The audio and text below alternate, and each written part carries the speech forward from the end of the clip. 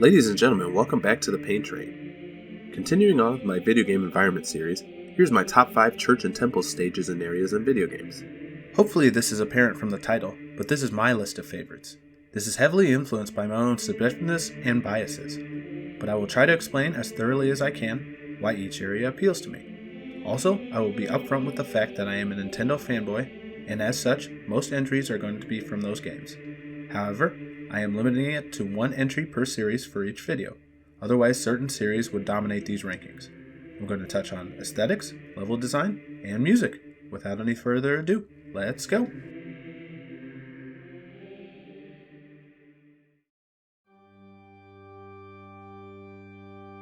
At number 5 we have Moon Church from Mario Odyssey. This area is not the largest area in the game by any means, but the plot of the story has been building towards this place for Mario's entire journey. This church is a beautiful white building on the far surface of the Moon Kingdom, bathed in light by the sun. It has a few collectibles on the roof and a bell in the steeple that Mario can get to by possessing some frogs. Once inside, there's a long white hallway covered by a few paintings that lead to the sanctuary where Bowser is attempting to force his way into marriage with Peach. Once Mario bursts in, to the joy of Peach and the other guests that are forced to be there, it sets up the final showdown with Bowser. Musically is very subdued, and the church, while pretty, does not particularly stand out other than it being so blindingly white. It's mostly on the list because this environment is pretty rare in series that I've played. But without it being a bigger part of the gameplay, number 5 is as far as it can rise.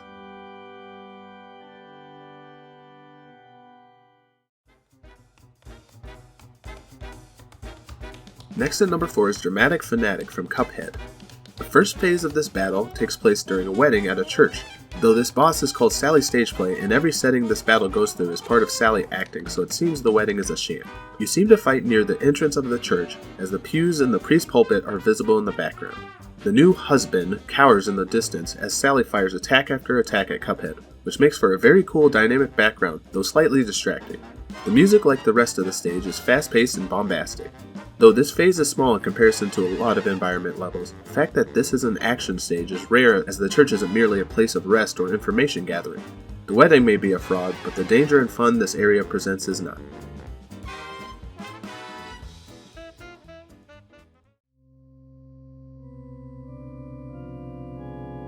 Coming in at number 3 is Mad Monster Mansion's Church from Banjo-Kazooie. This haunted level features several different environments on my list, but the church is extremely interesting, and not just because it's filled with ghosts.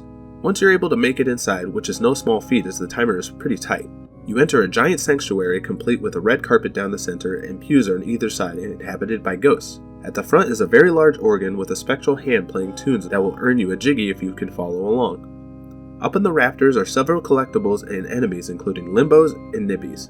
Outside there is another jiggy that can be nabbed at the top of the steeple, though it will take very careful platforming. The music for this area is appropriately a slower march of the level's theme using the organ keys. The most interesting thing about this area personally is the mystery of why it's so large.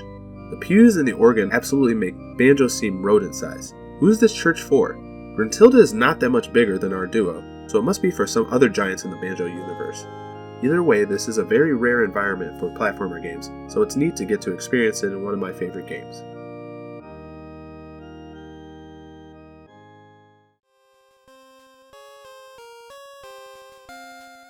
In second place is Tin Tower from Pokémon Gold, Silver, and Crystal. This pillar of reverence honors the rainbow Pokémon Ho-Oh, and you don't get to meet this majestic bird easily.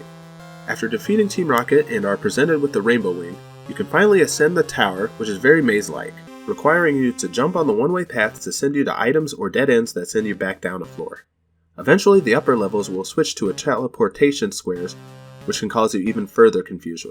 In Crystal, you actually have to capture Suicune in the battle at Tin Tower, and then also capture Raikou and Entei as they roam to be able to even have a chance at Ho-Oh.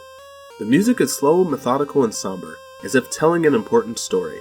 My favorite thing about the tower is the lore behind it, and its twin, the Burn Tower. The Burn Tower used to stand just as tall with Lugia nesting at its top until lightning struck the tower and caused a fire that killed 3 Pokemon and raged till the rain put it out. It is said that Ho-Oh revived the Pokemon and they became Raikou, Entei, and Suicune, but both legendary birds flew off never to return again until a trainer worthy enough conquered the Tin Tower. That mythos was always interesting to me, and it tied all the legendary Pokemon of the area together in an appropriate environment for lore and religion.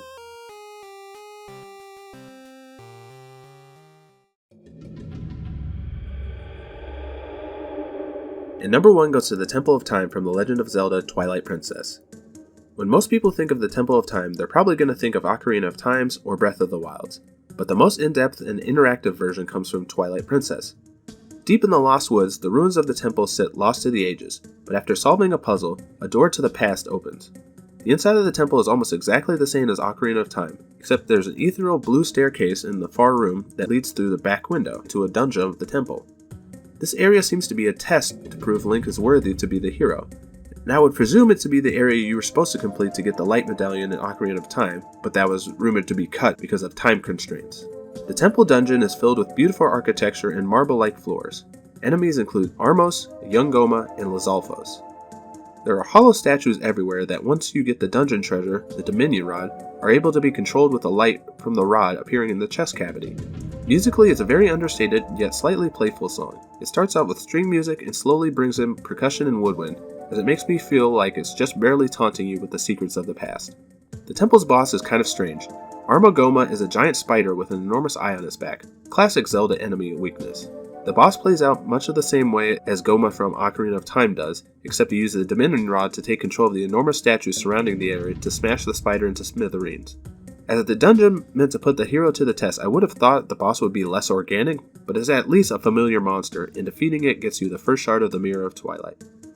Churches and temple have trouble in most games being important to the action and plot of the game, but they're a staple in the Zelda series, and Twilight Princess does a fantastic job at showing how beautiful and important this biome can be.